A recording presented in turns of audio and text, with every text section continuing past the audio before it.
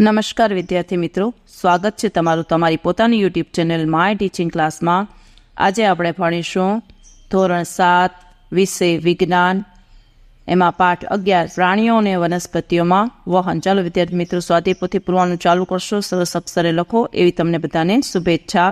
પ્રશ્ન નંબર 1 છે, સાચો વિકલ્પ શોધી સાચો ક્રમ ચોરસમાં લખો। પહેલું, મનુષ્યના રુધિરનો કયો ઘટક હિમોગ્લોબિન ધરાવે છે? તો એમાં આવશે ડી, રક્તકણો। બીજું, શરીરના ભાગોમાંથી કાર્બન ડાયોક્સાઇડ યુક્ત રુધિર કયા ખંડમાં પ્રવેશે છે? તેમાં આવશે બી, જમણા કર્ણકમાં। ત્રીજું, હૃદયના કયા ખંડમાં ઓક્સિજન યુક્ત રુધિર હોય છે? તો એમાં આવશે સી, ડાબા કર્ણક અને ડાબા ક્ષેપકમાં। ચોથું, હૃદયના કયા ખંડમાંથી રુધિર ફેફસામાં આવે છે? તો એમાં આવશે એ, જમણા ક્ષેપક। પાંચમું, હૃદયનો કયો ખંડ સૌપ્રથમ ઓક્સિજન યુક્ત રુધિર મેળવે છે? તો એમાં આવશે ડી, ડાબું કર્ણક। છઠ્ઠું, કયા પ્રાણીમાં પરિવહનનો અભાવ છે? તો એમાં આવશે સી, વાદળી અને જળવ્યાળ। ચાલો વિદ્યાર્થી મિત્રો, પ્રશ્ન નંબર 2 છે, ખાલી જગ્યા પૂરો। શિરામાં વાલ્વમાં આવેલા હોય જે રુધિરને માત્ર હૃદય તરફની દિશામાં જ જવા દે છે। બીજું, ઓક્સિજનયુક્ત રુધિરને ફેફસામાંથી હૃદય તરફ લાવતી રુધિર વાહિનીને ફુફ્ફુસ્ય શિરા કહે છે। ત્રીજું, હૃદયના ઉપરના 2 ખંડોને કર્ણકો કહે છે। ચોથું, ફુફ્ફુસ્ય ધમની દ્વારા રુધિર હૃદયમાં વહન પામે છે। પાંચમું, ડોક્ટર સ્ટેથોસ્કોપ સાધન દ્વારા હૃદયના ધબકારા સાંભળી હૃદયની પરિસ્થિતિ વિશેનો તાગ મેળવે છે।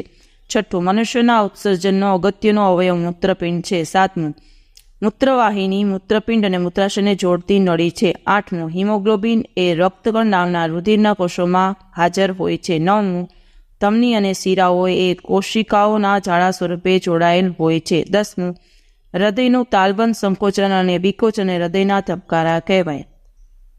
11મું, મનુષ્યના મૂત્રમાં રહેલું મુખ્ય ઉત્સર્ગ દ્રવ્ય યુરિયા છે। 12મું, મૂત્રપિંડ એ પ્રવાહી સ્વરૂપે શરીરના કચરાનો નિકાલ કરે છે જેને મૂત્ર કહે છે। 13મું, બાષ્પોત્સર્જન દ્વારા ચૂષક પુલ રચાય છે જેથી પાણી ખૂબ જ ઊંચાઈ સુધી ઉપર જઈ શકે છે। ચાલો વિદ્યાર્થી મિત્રો, પ્રશ્ન નંબર 3 જુઓ, માત્ર ઉત્તર લખવાના છે। હૃદયમાંથી કાર્બન ડાયોક્સાઇડ યુક્ત રુધિરને ફેફસા સુધી પહોંચાડતી રુધિરવાહિની કઈ છે? તેમાં આવશે ફુફ્ફુસ્ય શિરા। બીજું, ફુફ્ફુસ્ય શિરામાં કેવું રુધિર હોય છે? તેમાં આવશે ઓક્સિજન યુક્ત રુધિર। ત્રીજું, હૃદયના નીચેના 2 ખંડોને શું કહે છે? તેમાં આવશે ક્ષેપકો। ચોથું, રુધિરનું પ્રવાહી માધ્યમ કયા નામથી ઓળખાય છે? તેમાં આવશે રુધિર રસ। પાંચમું, રુધિરના ગાળણની પ્રક્રિયા કયા અવયવમાં થાય છે? તેમાં આવશે મૂત્રપિંડ। છઠ્ઠું, મૂત્રપિંડમાંથી છૂટું પડેલું મૂત્ર ક્યાં એકઠું થાય છે? તેમાં આવશે મૂત્રાશય। સાતમું, પાણી અને ખનિજ ક્ષારના દ્રાવણના વહન માટેની વાહક પેશી કઈ છે? તેમાં આવશે જલવાહક પેશી। ચાલો વિદ્યાર્થી મિત્રો, હવે પ્રશ્ન નંબર 4, ખરા ખોટા વિધાનો જણાવો। પેલું, હિમોગ્લોબિનની હાજરીને લીધે શરીરના કોઈ ભાગમાંથી નીકળતું રુધિર થોડી વારમાં ગંઠાઈ જાય છે। તેમાં આવશે ખોટું। બીજું, હૃદયના ધબકારા અને નાડી દર બંનેની સંખ્યા સરખી હોય છે। તો કે સાચું। ત્રીજું, ધમનીમાં રુધિર શાંત પ્રવાહે એકધારું વહે છે। તો કે ખોટું। ચોથું, શિરામાં વાલ્વ હોતા નથી જ્યારે ધમનીમાં વાલ્વ હોય છે। તો કે ખોટું। પાંચમું, રક્તકણો લાલ રંગના અને શ્વેતકણો સફેદ રંગના હોય છે। તો કે સાચું। છઠ્ઠું, કર્ણકો કરતાં ક્ષેપકો કદમાં મોટા છે। તો કે સાચું। સાતમું, કર્ણકો કરતાં ક્ષેપકોની દિવાલ જાડી હોય છે। તો કે સાચું। આઠમું, હૃદયના ખંડોની દિવાલ એ સ્નાયુઓની બનેલી છે। તો કે સાચું। નવમું, ફુફ્ફુસ્ય ધમની ઓક્સિજનયુક્ત રુધિરનું વહન કરે છે। તો કે ખોટું। અને 10મું, ઉચ્છ્વાસ દરમિયાન ફેફસા દ્વારા કાર્બન ડાયોક્સાઇડ ઉત્સર્ગ દ્રવ્ય તરીકે નિકાલ પામે છે। તો કે સાચું। ચાલો વિદ્યાર્થી મિત્રો, લખી શકો છો। 5મા પ્રશ્ન, એક વાક્યમાં ઉત્તર લખો। પેલું, રુધિરમાં હિમોગ્લોબિનનું કાર્ય શું છે? તો લખો, રુધિરમાં રહેલું હિમોગ્લોબિન ઓક્સિજન સાથે જોડાય છે અને શરીરના બધા ભાગોના કોષોને ઓક્સિજન પહોંચાડે છે। બીજું, રુધિરમાં રહેલા શ્વેતકણોનું કાર્ય શું છે? તેમાં લખો, રુધિરમાં રહેલા શ્વેતકણો શરીરમાં પ્રવેશતા રોગોના જંતુઓ સામે સામનો કરી શરીરને રોગમુક્ત રાખવાનું કાર્ય કરે છે। ત્રીજું, રુધિર વાહિનીઓના પ્રકાર જણાવો। તો લખો, રુધિર વાહિનીઓના મુખ્ય 3 પ્રકારો છે। પેલું, ધમની, શિરા અને કોશિકાઓ। ચોથું, ધમની કોને કહે છે? તેમાં લખો, હૃદયમાંથી રુધિરનો શરીરના વિવિધ ભાગોમાં લઈ જતી રુધિર વાહિનીને ધમની કહે છે। પાંચમું, શિરા કોને કહે છે? તેમાં લોકો શરીરના વિવિધ ભાગોમાંથી રુધિરને હૃદય તરફ લઈ જતી રુધિર વાહિનીને શિરા કહે છે। છઠ્ઠું, ધમનીની દિવાલ જાડી અને સ્થિતિસ્થાપક શા માટે હોય છે? તો લોકો ધમનીમાં પ્રવાહ ઝડપી અને વધુ દબાણ થતું હોવાથી ધમનીની દિવાલ જાડી અને સ્થિતિસ્થાપક હોય છે। સાતમું, નાડી દર એટલે શું? 1 મિનિટમાં થતા નાડી ધબકારાની સંખ્યાને નાડી દર કહે છે. 8. આરામદાયી સ્થિતિમાં મનુષ્યના નાડી દર જણાવો. તો લખો આરામદાયી સ્થિતિમાં મનુષ્યમાં નાડી દર 72 થી 80 જેટલો હોય છે. 9. ફુફ્ફુસીય શિરામાં રુધિરનું વહન ક્યાંથી કઈ તરફ જાય છે? લખો ફુફ્ફુસીય શિરામાં રુધિરનું વહન ફેફસામાંથી હૃદયના ડાબા કર્ણક તરફ જાય છે. 10. હૃદયના કદ વિશે જણાવો. તેમાં લખો સામાન્ય રીતે માણસના હાથની મુઠ્ઠી જેટલું હૃદયનું કદ હોય છે. 11. હૃદયના કયા ભાગમાં ઓક્સિજનયુક્ત અને કયા ભાગમાં કાર્બન ડાયોક્સાઇડ યુક્ત રુધિર હોય છે? જવાબ લખો હૃદયના ડાબા ભાગમાં આવેલી ડાબા કર્ણક અને ડાબા ક્ષેપકમાં ઓક્સિજનયુક્ત રુધિર અને જમણા કર્ણક અને જમણા ક્ષેપકમાં કાર્બન ડાયોક્સાઇડ યુક્ત રુધિર આવેલું હોય છે. 12. રુધિર કેશિકાઓ કોને કહે છે? તો જવાબ લખો ધમનીઓ નાની નાની વાહિકાઓમાં વિભાજિત થાય છે. પેશીઓ વધુ પડતી પાતળી નળીમાં વિભાજિત થાય છે, તેને કેશિકાઓ કહે છે. 13. મનુષ્યના ઉત્સર્જન તંત્રના અવયવો જણાવો. તો લખો મનુષ્યના ઉત્સર્જન તંત્રના અવયવો. પહેલું મૂત્રપિંડ, બીજું મૂત્રવાહિની, ત્રીજું મૂત્રાશય, ચોથું મૂત્રમાર્ગ અને 5મું મૂત્રછિદ્ર. 14. રુધિરના જુદા જુદા ઘટકોના નામ. જવાબ લખો રુધિરના જુદા જુદા ઘટકો. 1. રુધિરરસ, બીજું રક્તકણ, ત્રીજું શ્વેતકણ અને ચોથું ત્રાકકણ. 15. રુધિરનો રંગ લાલ શેના કારણે હોય છે? જવાબ લખો રુધિરમાંના કણોમાં હિમોગ્લોબિન નામનું લાલ રંજક દ્રવ્ય આવેલું હોય છે. રુધિરમાં હિમોગ્લોબિનની હાજરીને કારણે રુધિરનું રંગ લાલ હોય છે. હવે વ્યાખ્યા લખો વિદ્યાર્થી મિત્રો. પહેલું છે ઉત્સર્જન. કોષો દ્વારા ઉત્પન્ન થતા નકામા અને હાનિકારક પદાર્થોને શરીરમાંથી બહાર નિકાલ કરવાની ક્રિયાને ઉત્સર્જન કહેવાય. બીજું પેશી. તો લખો સજીવોમાં કોષોની સમૂહ ચોક્કસ પ્રકારના કાર્ય કરવા માટે એકતા થાય છે, જેને પેશી કહેવાય. 7. રુધિરના ઘટકો જણાવી તે દરેકના કાર્ય. લખો રુધિરના ઘટકો નીચે મુજબ છે. પેલું રુધિરરસ, તે શરીરમાં પોષક દ્રવ્યોનું વહન કરે છે. બીજું રક્તકણ, તે શરીરના કોષોમાં ઓક્સિજન પહોંચાડે છે. ત્રીજું શ્વેતકણ, તે શરીરનું રોગો સામે રક્ષણ આપે છે. અને ચોથું ત્રાકકણ, ને રુધિર ગંઠાઈ જવાની ક્રિયામાં મદદ કરે છે. આ બીજું છે રુધિરના કાર્યો જણાવો.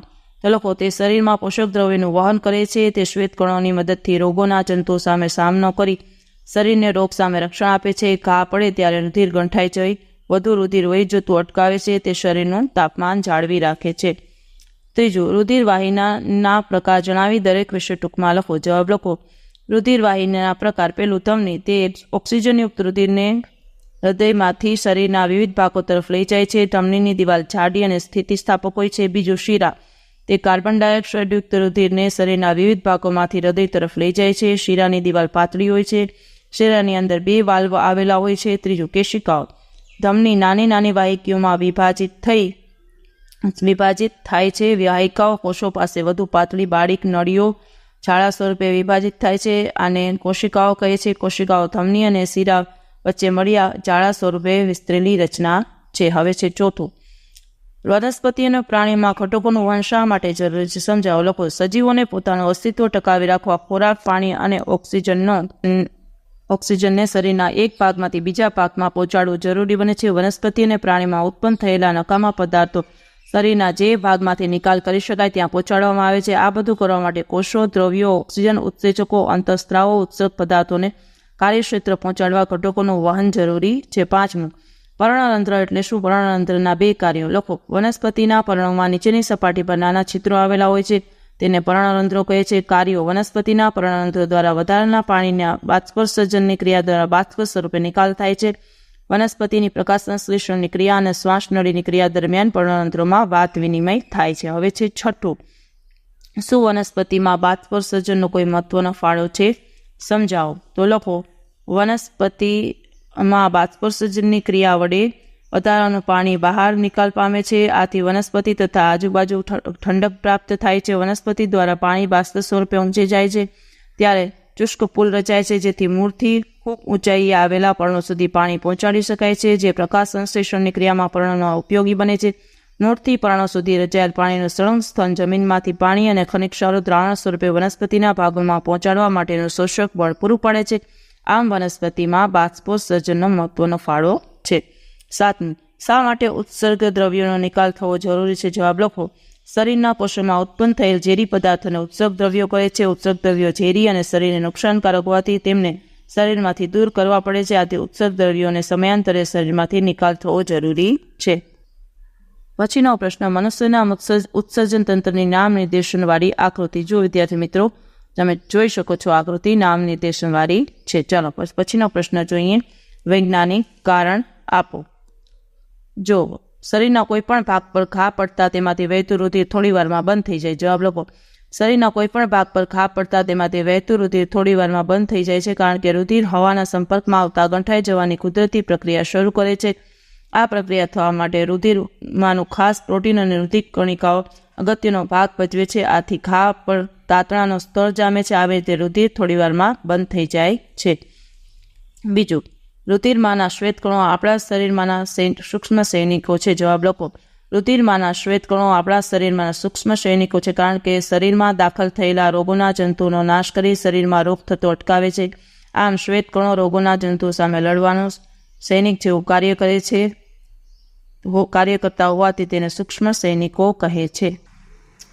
ચાલો વિદ્યાર્થી મિત્રો, તફાવત આપો. બે મુદ્દા, રક્તકણો અને શ્વેતકણો. રક્તકણોમાં લખો. પેલું તે લાલ રંગના રુધિરના કોષો છે. બીજું, તેમાં હિમોગ્લોબિન નામનું રંજક દ્રવ્ય આવેલું હોય છે. શ્વેતકણો એમાં લખો. તે સફેદ રંગના રુધિરના કોષો છે. તેમાં હિમોગ્લોબિન નામનું રંજક દ્રવ્ય આવેલું હોતું નથી. બીજું છે ધમની અને શિરા. તે હૃદયથી શરીરના વિવિધ ભાગો તરફ રુધિર લઈ જતી વાહિની છે. તેમાં વાલ્વ હોતા નથી. શિરામાં તે શરીરના વિવિધ ભાગોમાંથી હૃદય તરફ રુધિર લઈ જતી રક્તવાહિની છે. તેમાં વાલ્વ હોય છે. ત્રીજું, કર્ણકો અને ક્ષેપકો. તે હૃદયના ઉપલા ખંડો છે. તેની દિવાલ પાતળી હોય છે. તે હૃદયના નીચલા ખંડો છે. તેની દિવાલ જાડી હોય છે. ચોથું, જલવાહક પેશી અને અન્નવાહક પેશી. એમાં લખો. તે મૂળે શોષેલા પાણી અને ખનિજ દ્રવ્યોના દ્રવણનું વહન કરે છે. તે પ્રકાશ સંશ્લેષણ નિપજનું વહન કરે છે. તેમાં વહન ફક્ત ઉપરની દિશા તરફ થાય છે. તેમાં વહન ઉપર નીચે બંને દિશામાં થાય છે. પ્રશ્ન 10 જુઓ વિદ્યાર્થી મિત્રો. જોડકા જોડો.